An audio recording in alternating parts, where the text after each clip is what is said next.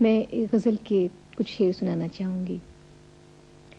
باب حیرت سے مجھے اذن سفر ہونے کو ہے،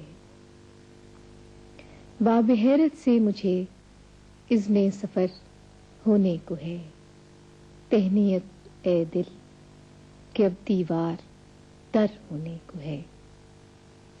موت کی آہٹ سنائی دے رہی ہے دل میں کیوں، موت کی آہٹ سنائی دے رہی ہے دل میں کیوں، کیا محبت سے بہت خالی یہ گھر ہونے کو ہے۔ کھول دیں زنجیر در اور حوض کو خالی کریں، زندگی کے باغ میں اب سے پہر ہونے کو ہے۔ گرد راہ بن کر کوئی حاصل سفر کا ہو گیا، گرد راہ بن کر کوئی حاصل سفر کا ہو گیا، خاک میں مل کر کوئی لال و گہر ہونے کو ہے۔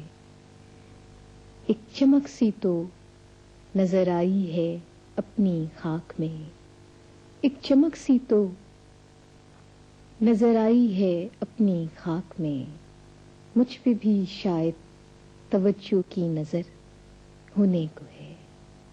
رونق بازار و محفل کم نہیں ہے آج بھی، رونق بازار و محفل کم نہیں ہے آج بھی، سانحہ اس شہر میں کوئی مگر ہونے کو ہے، سانحہ اس شہر میں کوئی مگر ہونے کو ہے، کہ گمشدہ بستی مسافر لوٹ کر آتے نہیں،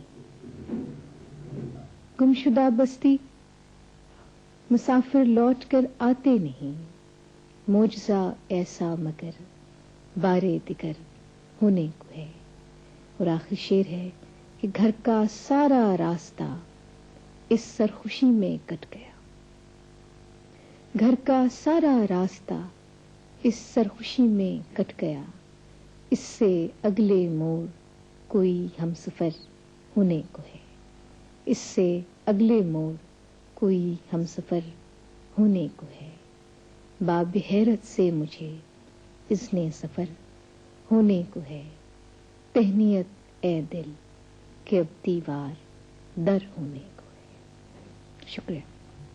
پروین، کم لوگ ایسے ہیں کہ جنہیں پہلی کتاب کی اشاعت کے بعد اتنی مقبولیت حاصل ہوئی ہو جتنی آپ کو ہی، تو اس سے کہیں آپ کی شخصیت اور شاعری دونوں متاثر تو نہیں ہوئے؟ میرے خیال ہے یہ زیادتی، ویسے تو میں خدا کی بے حد احسان مند ہوں اور اپنے ریڈرز کی بھی، کہ انہوں نے مجھے پڑھا اور میری حوصلہ افزائی کی، لیکن ایسے میں یہ ہوتا ہے کہ اگر بہت کم عمری میں یہ اعزاز مل جائے تو ذمہ داری کا احساس بہت بڑھ جاتا ہے اور آگے کا سفر ذرا دشوار ہو جاتا ہے، یہ ہے۔ لیکن بہرحال خوشبو کو پھیلنے سے اور اس کی زیرائی سے کون روک سکتا ہے۔